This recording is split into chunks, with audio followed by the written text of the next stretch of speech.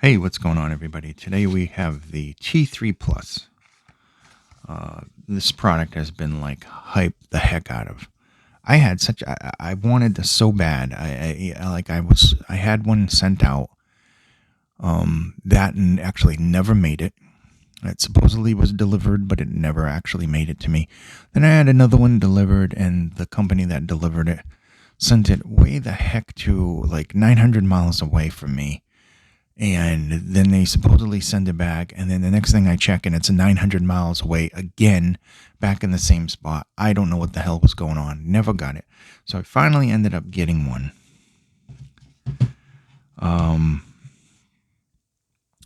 Because I've heard so much about this. I mean, I have people on there saying it's just exceeded their expectation. It's blown them away. It is like the best tin ever. Blah, blah, blah, blah. And we're here to dispel or prove any of this. So, okay. All right, so looking at the packaging now. Now, tin has always made some really nice packaging. Usually it's a rectangle shape. It's not a square like this. Like the P1, that package was just incredible. You open it up. It's got that little hinge thing and the little drawstrings. This didn't disappoint in the packaging. Looks really nice. You have your accessories down here. You have them sticking out, looking at you. It's got a soft feeling to it, and on the outside, very premium looking packaging. And then the sleeve is the typical, just no pictures, nothing, just the name of that. I think that's been the way since I've had my first T1s before, which I still have the T1s. Amazingly, I've kept the T1s. I don't know why. I've had the T1s for a short period of time. I had the T2 and the T2 Pro.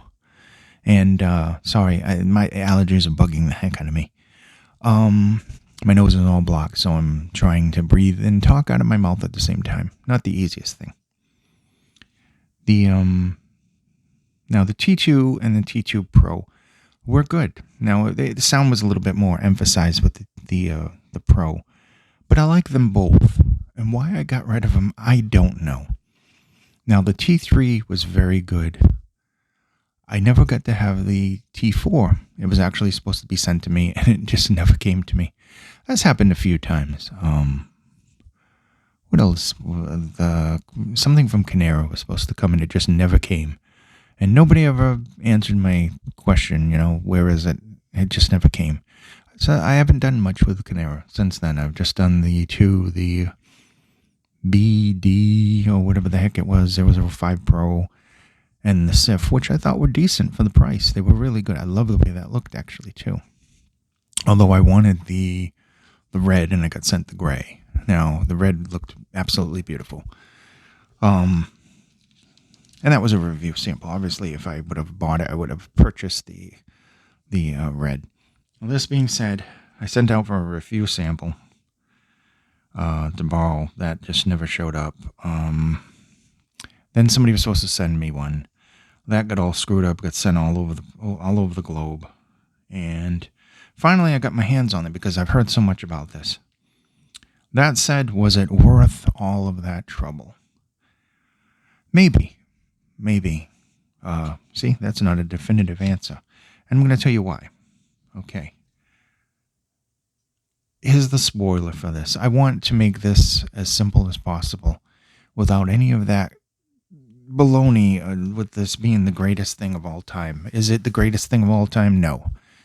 Did this replace one of my favorites? Yes, it did replace one of my favorites because it's a pleasant sounding and it's good too for an IAM. Now I'm bringing up my notes so we can get into the specifications. The specs on these are as followed. It is a LCP dynamic driver with the LCP diaphragm. 10 millimeters, 32 ohms, which is good because you can use like the Beam or something like that, or like the desktop without worrying about, just putting too much power in there. That said, it is a frequency response of 10 to 20 kilohertz. Maximum power is 5 milliwatts. Sensitivity is 105 decibels. So it's not hard to drive, but, honestly, who cares whether it's hard to drive or not? You know what? Having an amplifier or a DAC, whether it's a dongle, whether it's a battery-powered one, whether it's a desktop one, that's always going to sound better. That said, these will sound decent off of your phone or your DAP or whatever, especially a DAP. I mean, a DAP obviously has, really good chips in it and everything. But that said, it's always good to add the external DAC amp with everything. Doesn't matter what. It doesn't matter if it's 18 ohms. It's always going to sound a little bit better. You can always get better sound. 3.5 millimeter jack. It's 1.2 meters. That I think, like everything I've ever done, like the hundreds and hundreds of things I've done, I don't think anything's ever deviated from the 1.2 meters in cable length. 0.78 millimeter, two pin. That's the weird thing about this. It's a 2-pin and it's a tin. Weird. It's almost as weird as the Tri i3 that had the 2-pin. I never got that one. I have the MMCX version. Like that a lot too. Just never use it that much anymore. There's just so many things coming out. I just cannot get back to the things that I like. I do like the Tri i3. So anyway, design-wise, it's comfortable, and laying down, not the most comfortable, maybe because it's probably like a little bit on the larger size. It's definitely the biggest thing that tin's made, besides the 5. I've never used the 5, and I never got the 4. I've had like a couple of minutes with the 4. Not enough to form a opinion. I thought they were decent. So it's this nice resin body with this beautiful design, and you really can't see, but there's like sparkles in there. And of course, it's got the gold logo, and then it's all smoke in the back, and you can semi-transparent. And the nozzle-wise has a decent length. It's very thick. It's a nice mesh screen there too as well. Of course, it's brass. So look-wise, build-wise, definitely give this good marks. This may not be like one of the few tins that are not... I'm going to do this off camera because, quite honestly, it's just embarrassing trying to do it through the monitor. That said, it's really nice looking. I really do like the way it looks. If we were going by looks alone, this would automatically be a winner. It really looks beautiful. It's comfortable, except for laying down. There was a little bit of pressure at the tip on my ear, not laying on them. God forbid you do that because they're very big. I think that would be extremely painful. But just laying on your back, your ears kind of change the shape of your head and everything. And it does put a little undo. And I do a lot of testing. And I test, and sometimes I only have time to test at night. So I test and I sit there and relax and I'm listening to the music and everything. And you can get a good feeling of how these are, just laying there for a few hours, listening to music, just trying to just let the day melt away. That said, these were decent for that as well. Now, let's get into the, we'll get into the packaging and everything first, and then I'm going to look at my notes. So I'm going to put these down. So we saw the packaging looks really good, typical. Nothing beyond what I was expecting and nothing disappointed me packaging-wise. Now, that said, I did not get any foam tips. This is the first tin that I've ever gotten that didn't have foam tips, but you get a ton of tips here. You get the smoke and the smoke with the red. So they give you enough tips. That's good. That's a plus. You get this decent cable here with metal. And it says tin on the splitter, and it's not the thickest cable. It kind of tangles and gets annoying, but it does have a thing there, an organizer, so you can wrap it up good when it's not in use.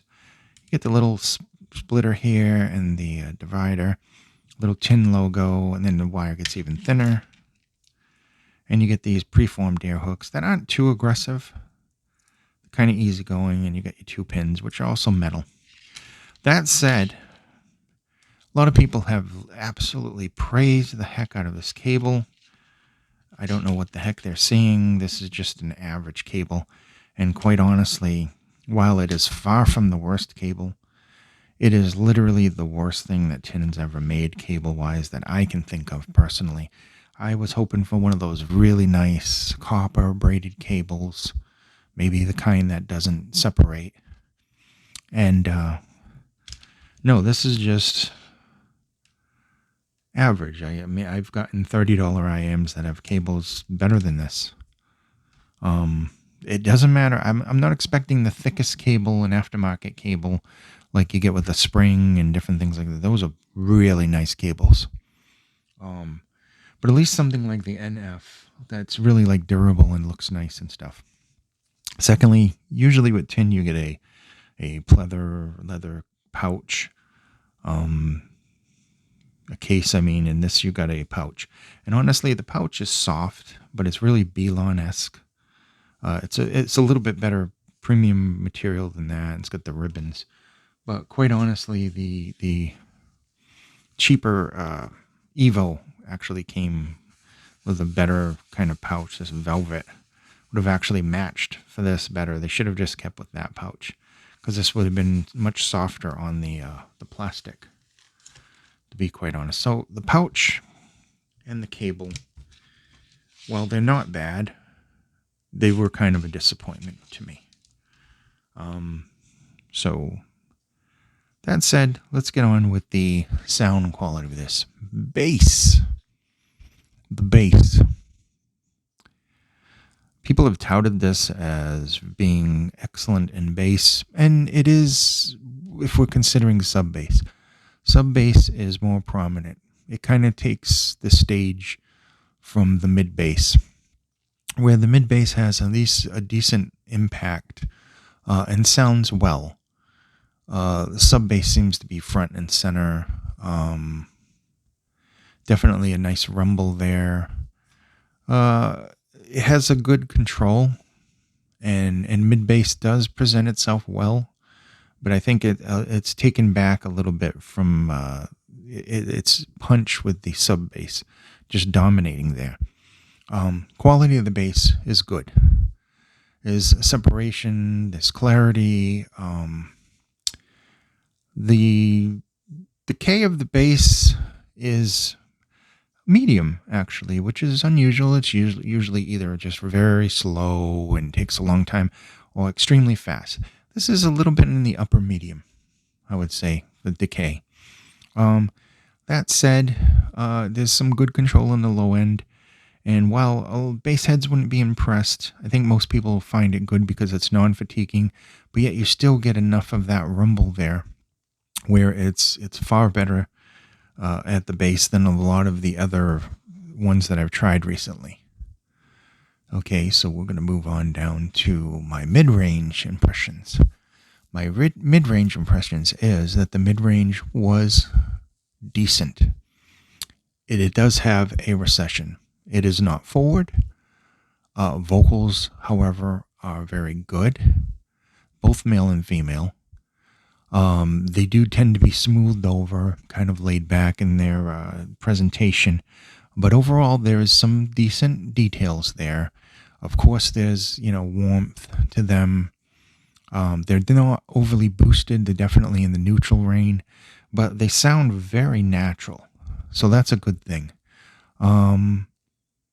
I would say that the vocals have a decent amount of clarity and detail to be enjoyed by most people, even with that recession. It's only a slight recession, but it is there because this is a V shape. While it is a mature V shape, it's still a V shape, and you're going to have recession there unless they change it to like a U or something and push those vocals. Then we get into the treble. Now the treble on this is very good. It has a very good treble response. It definitely reaches that sparkle point and then goes away. So there's no harshness there whatsoever. There's no sibilance. Cymbals, everything has some really good, nice kind of a neutral tone to it. It sounds airy. There's some good sparkle on the top end without overdoing it. And I think treble sensitive people will probably like this as well because it's kind of that smooth. Overall, the whole sound tone on this is a smooth, kind of mature V shape. Now we get in this like soundstage. There's some really good soundstage. That's above average. It has good width. It has good height. The depth a little less, but overall it's kind of well rounded. And it has some really good imaging to it and separation. So I think people will like this. They'll like the layering. They'll like the imaging. Well, this isn't the end all and be all in details. It's very good as an overall all arounder, and especially since it doesn't cause any harshness. You can listen to this without fatigue for a long time. So that said, I was not super impressed with this like everybody else. But I mean, there's like probably a few that I would recommend ahead of this, unless you're looking for something that you can listen to every day. This you can listen to every day. I'll give it that. It had definitely some nice packaging, and like I said, I wasn't impressed with the cable or the pouch, but at least it comes with that, which is more than I can say for a lot of different other things. It's got a warm, smooth, mature V shape with very, very enjoyable mid-range. Very pleasant. I'm just going to just label this as pleasant. This is a pleasant IEM for all-day enjoyment. If you're looking for detail, if you're looking to be blown away with presentation, then definitely don't even bother. But if you're looking for something that you can listen to for a long time, I can totally recommend this. It's a decent overall all-arounder. We'll put it that way. Pleasant, enjoyable, non-fatiguing. Looks fantastic. I really do like the way it looks. So yeah, I'm definitely going to improve this. But, don't listen to everybody that this is the greatest thing in the world. You'll be very disappointed. This is good. Okay? This is very good, I am. But, I can think of a dozen others that I personally like. Maybe your tastes, this will be great for you. Maybe your taste, this will be horrible, and you just want to get rid of it right away. Everybody's going to be different. That said, this has been the T3 Plus, and I do recommend this. It is quite pleasant. It's a pleasant IM. Thank you so much for watching. Please be safe, and I'll see you somewhere out on the internet.